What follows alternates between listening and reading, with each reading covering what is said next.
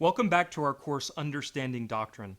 For those of you who have been watching, thank you so much. And I've noticed, and you probably have too, I've noticed that my last few videos have been going longer and longer. And so I'm going to try my best to make things shorter and more succinct as we move forward. That may not always be possible, but I'm going to try to reverse the trend here. But regardless, I hope that you're learning some new things about God and growing in your faith.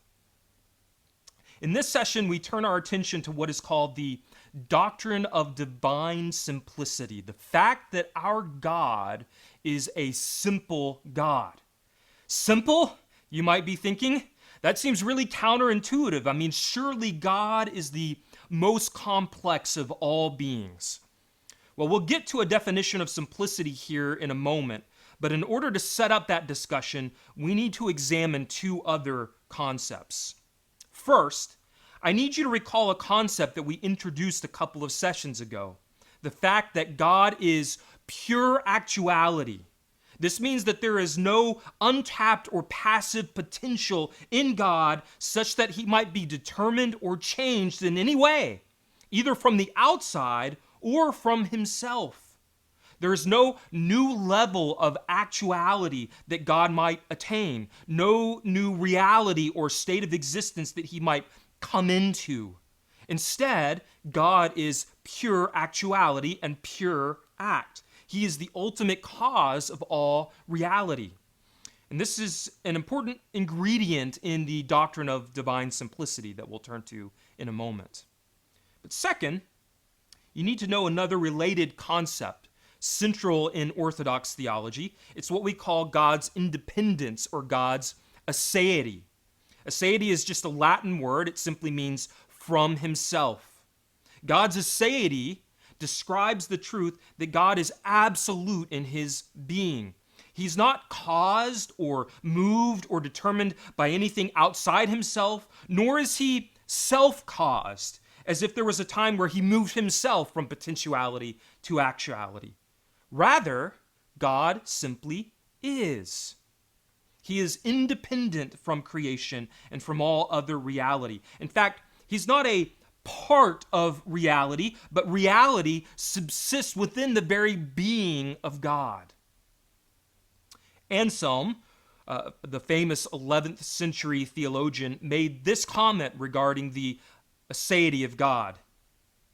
Although nothing exists without you, God, you do not exist in a place or time. Rather, all things exist in you, for nothing contains you, but you contain all things. A couple of scriptures help support this idea.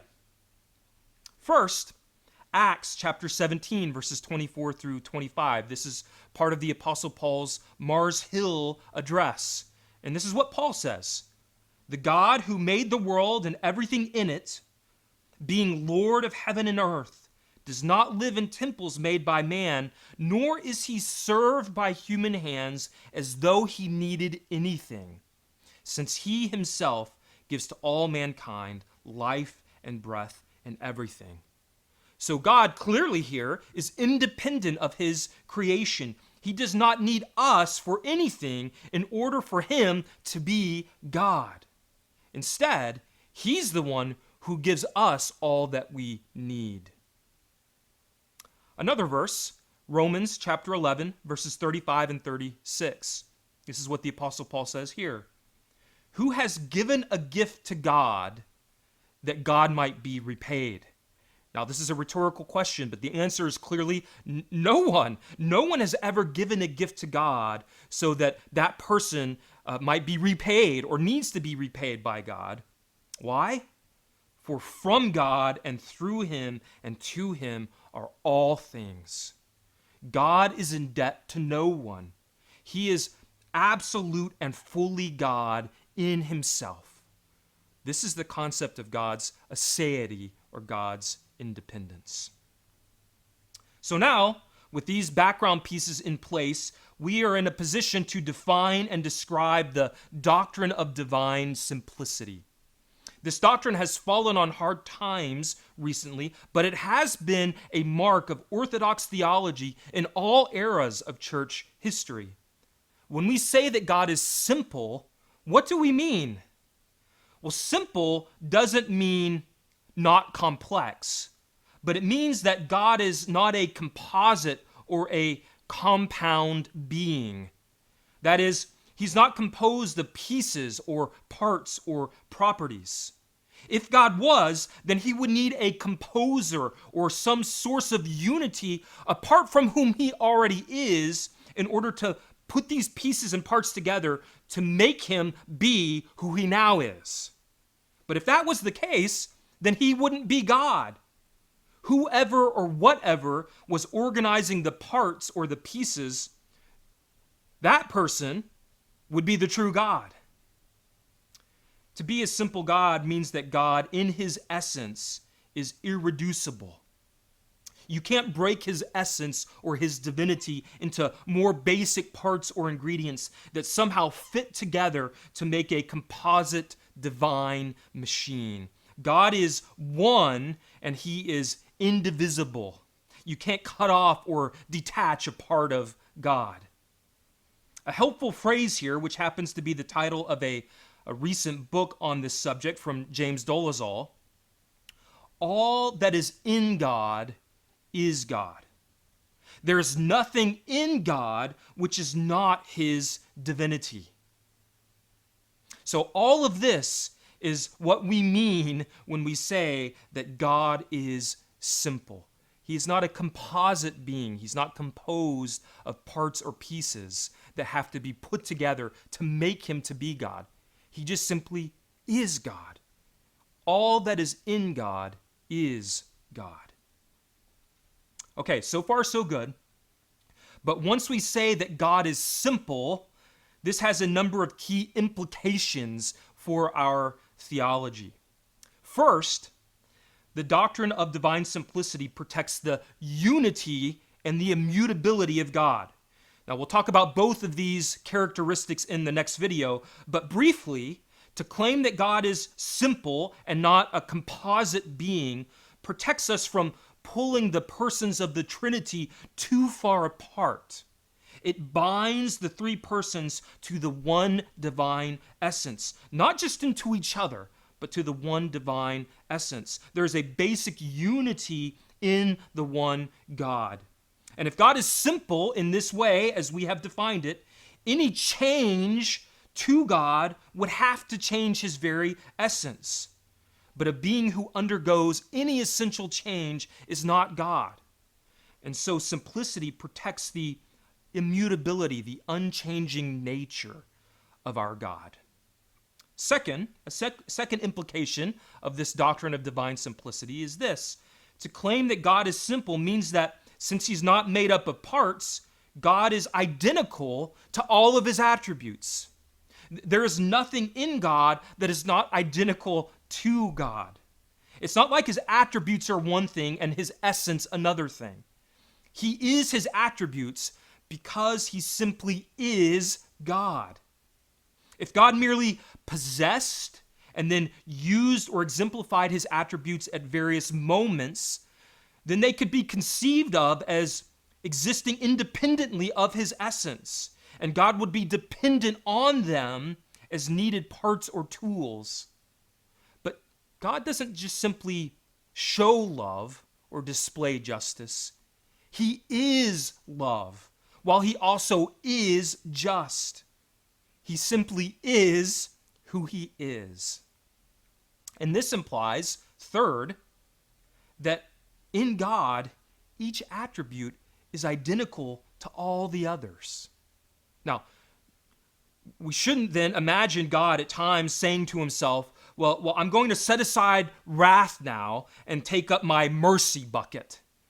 God is always simultaneously wrathful, merciful, loving, gracious, just, holy, etc., because he simply is himself. The distinction that we make between his attributes are for our purposes as we consider God ad extra, if you remember that phrase, as we see God from a human perspective from the outside. These attributes are revealed to us as varied from our perspective, And that is the only way that we can really grasp them, by pulling them apart and studying them.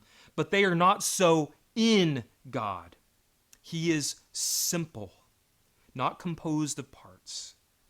Finally, the fourth implication, the doctrine of divine simplicity guards our Trinitarianism from becoming tritheism, three gods.